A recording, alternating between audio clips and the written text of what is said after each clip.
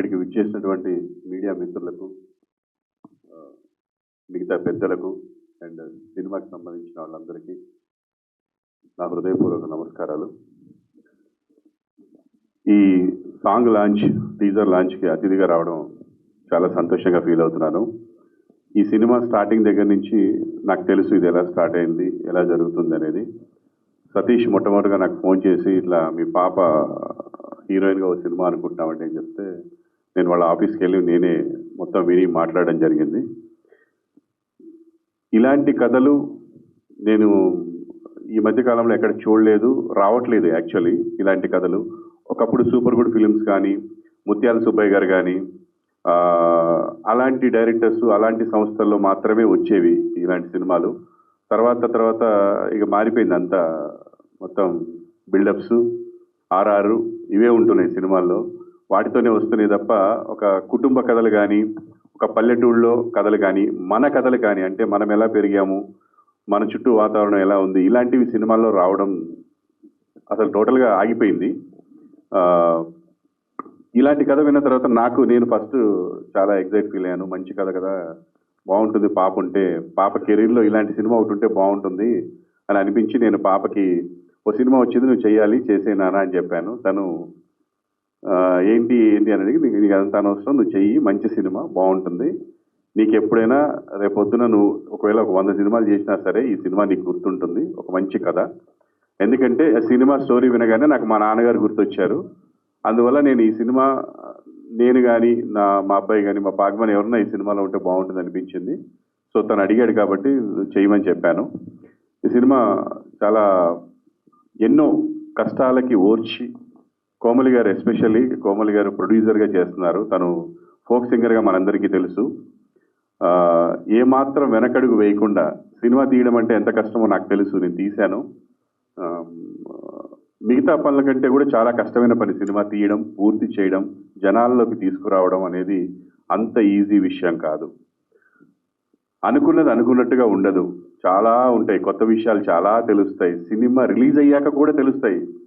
చాలా కష్టంగా ఉంటుంది. బట్ అన్నిటికీ ఓర్చుకొని ఒక ఆడకూతురు తను ప్రాణం పెట్టి ఈ సినిమా చేశారండి. సతీష్ గారు మొట్టమొదటిసారిగా డైరెక్టర్గా పరిచయం అవుతున్నారు.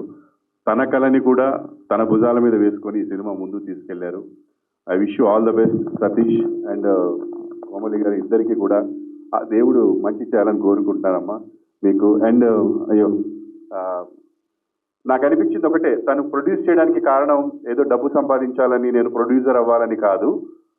వాళ్ళ నాన్న మీద ఉన్న ప్రేమతోనో, ఆ చుట్టూ ఊళ్ళో ఉన్న కథను చూసో, ఇలాంటి కథ జనాల్లోకి వెళ్ళాలి, ఈ కథ తెలియాలి, జనాలకి ఇలాంటి కథలు తెలియాలి, నాన్న గొప్పతనం తెలియాలి అని ఒక ఉద్దేశంతో, ఒక మంచి ఉద్దేశంతో తను ఈ సినిమా స్టార్ట్ చేశారని నాకు అనిపించింది. నాన్న అంటే మనం ఎంతవరకు చూస్తున్నాము, ఎలా చూడాలి, నాన్న గొప్పతనం ఏంటనేది ఈ సినిమాలో తెలుస్తుందండి. డెఫినెట్గా 2000 బిఫోర్లో ఉన్న వాళ్ళందరికీ కూడా వాళ్ళ చిన్నప్పుడు పరిస్థితులు, వాళ్ళు పెరిగిన వాతావరణం అంతా ఇందులో కనిపిస్తుంది. అండ్ ఈ సినిమా చూసిన తర్వాత ప్రతి ఒక్కరికి వాళ్ళ నాన్న గుర్తొస్తాడు. నాన్నను ప్రేమించే ప్రతి ఒక్కళ్ళు, ప్రపంచంలో నాన్నను ప్రేమించే ప్రతి ఒక్కళ్ళు కూడా ఈ సినిమా చూడాలి. ఎందుకంటే మనకి తెలియదు నాన్న పోయిన తర్వాత కూడా ఆయన మనకి ఏం చెప్పాలనుకున్నాడు, ఆయన ఏ కష్టాలు పడ్డాడు అనేది ఈ సినిమా చూస్తే ఆయన మనకి ఏం చెప్పాలనుకున్నాడో సినిమా ద్వారా మనకి తెలిసిపోతుంది. మనకి రియల్ లైఫ్లో తెలియంది సినిమా ద్వారా తెలుస్తుందండి. అండ్ నాన్నగా మురళీధర్ గారు చాలా బాగా యాక్ట్ చేశారు. ఒక కోఇన్సిడెన్స్ ఏంటంటే మా అబ్బాయి ఫస్ట్ మూవీలో కూడా ఫాదర్ మురళీధర్ గారే, మా అమ్మాయి ఫస్ట్ మూవీలో కూడా ఫాదర్ మురళీధర్ గారే. ఇది ఒక కోఇన్సిడెన్స్. సూపర్ చేశారు సార్. అండ్ ఈ సినిమాకి మొట్టమొదటి ప్లస్ చరణ్ అర్జున్ గారు. ఆయన లేకపోతే ఈ సినిమా డెఫినెట్గా అనుకున్నట్టుగా రీచ్ అవ్వదు. మీకు సినిమాలో గూజ్ బంప్స్ వచ్చే మూమెంట్స్ ఉండవు. ఆయన మ్యూజిక్ ద్వారా చాలాసార్లు గూజ్ బంప్స్ వస్తాయి. అసలు అలా ఇప్పుడు చూసిన పాట ఎంత బాగుందో మీరు చూశారు కదా. దీనికి 100 రెట్లు బాగుండే పాట ఒకటి ఉంది, నాకు నచ్చిన పాట, నాకు చాలా ఇష్టమైన పాట ఈ సినిమాలో. అది ఫ్యూచర్లో మీరు వింటారు, చూస్తారు. ఆ పాట లిరిక్స్ కూడా చాలా బాగున్నాయి. నువ్వు ఒక్కడివే ఇంతమందిని ఎలా సాకావు నాన్న అని ఒక పాట ఉంటుందండి. అయ్యి బాబాయ్, గుండెలు పిండేసినట్టు ఉంటుంది ఆ సాంగ్. అంటే నిజంగా కూడా మా ఇంట్లో మేము 7గురం, నేను 5గురు అన్నదమ్ములు, 2 అక్క చెల్లెళ్ళు. మా నాన్న అప్పుడే గుర్తొచ్చాడు నాకు. అసలు ఆ పాట విన్నప్పుడల్లా గుర్తొస్తాడు, కళ్ళలో కనిపిస్తూ ఉంటాడు. మమ్మల్ని ఏడుగురిని ఎలా సాకాడు ఆయన, ఎలా పెంచి పెద్ద చేశాడు, ఎలా ఇంత దూరం తీసుకొచ్చాడు, చదువు లేదు సంజయ్ లేదు ఒక చిన్న పనిని నమ్ముకొని అని చాలా ఫీల్ వర్కౌట్ అవుతుంది అది. అండ్ అలా మన తల్లిదండ్రులు గుర్తు చేసే సినిమా ఇది. సో తప్పకుండా ఈ సినిమా అందరూ చూసి ఆదరించండి. అన్ని సినిమాల్ని ఒకే లిస్ట్లో వేయకండి, ఏదో రివ్యూలు చూసో నలుగురు బాగుందంటేనో వెళ్ళి చూడడం కాదండి. మనకంటూ ఒక సొంత అభిప్రాయం కూడా ఉండాలి జీవితంలో. ఎప్పుడు చూసినా అవతల వాడి అభిప్రాయం మీద బతకూడదు మనం. మన అభిప్రాయం ఒకటి ఉండాలి. కాబట్టి మనకి కొన్ని సినిమాలు మనం డిసైడ్ అయ్యి చూడాలి జీవితంలో. ఎవరో బాగుందని చెప్పిన తర్వాతనో చూడటమో, ఎవరో బాగాలేదంటే చూడడం మానేయడమో చేయకూడదు.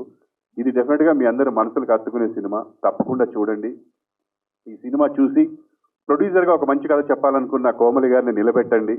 ఇండస్ట్రీలో మళ్ళీ ఇలాంటి సినిమాలు తీసేలా చేయండి, ఎంకరేజ్ చేయండి అని మనస్ఫూర్తిగా కోరుకుంటూ I wish you all the best team అందరికీ.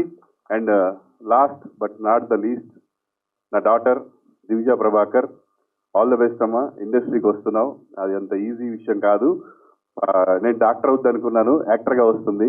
సరే, అది యాక్సిడెంటల్ గానో ఎలాగో జరిగిపోయింది. క్లాస్ ఫస్ట్ తను కాలేజీలో పాస్ అవుతుంది. అండ్ చిన్నప్పుడు యాక్టింగ్ చేసింది, నంది అవార్డు కూడా గెలిచింది. తర్వాత గ్యాప్ తీసుకుంది, ఒక ఒక బ్రహ్మానందం అనే సినిమాలో క్యారెక్టర్ చేసింది. తర్వాత హీరోయిన్గా రావాలా వద్దా అనేది ఎప్పుడు అనుకోలేదు, అసలు ఆ థాట్ కూడా లేదు. తను అడిగిన తర్వాత నేను సరే చేస్తామంటే ఫ్రీగానే ఉన్నా కదా డాడీ చేస్తా అని చేసింది. సో ఇప్పుడు తను ఆల్మోస్ట్ 3 మూవీస్ హీరోయిన్గా చేసింది తెలుగులో. తమిళ్లో కూడా ఒక సినిమా చేసింది, పెద్ద సినిమా. సో డెఫినెట్గా మీ ముందుకు రాబోతుంది, తన్ని ఆశీర్వదించండి. ఈ సినిమాలో తన క్యారెక్టర్ చాలా బాగుంటుంది, బాగా పెర్ఫామ్ చేసింది. నాకు ఒక సీన్లో తను ఏడుస్తుంటే నాకు ఏడుపు వచ్చేసింది. నేను చూశాను రీసెంట్గా 2 days బ్యాక్ ఈ సినిమాని. బాగా చేసావు నాన్న, all the best, God bless you. ఇంకంతే, అందుకంటే నేనేం చెప్పిన తర్వాత నువ్వు ఎలా ఉంటే అలా ఉంటుంది కెరీర్, అంతే. Okay, all the very best. Thank you. And hero గారు మీకు కూడా ఆల్ ది బెస్ట్ అండి. Thank you. And everybody all the very best. ఎవరైనా మర్చిపోయి ఉంటే సారీ. ఈ సినిమా సూపర్ డూపర్ హిట్ అవ్వాలని మనస్ఫూర్తిగా కోరుకుంటున్నానండి. All the very best. Thank you.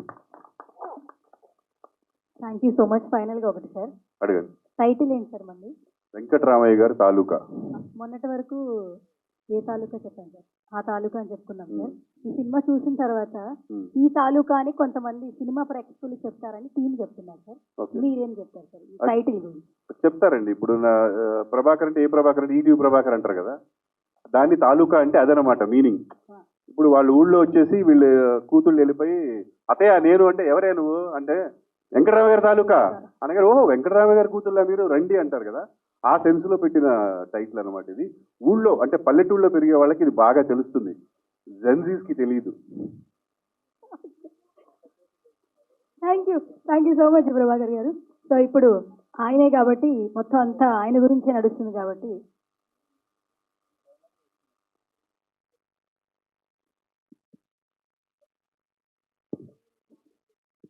Choreographer Sagar మాస్టర్ని స్టేజ్ మీదకి రావాల్సింది.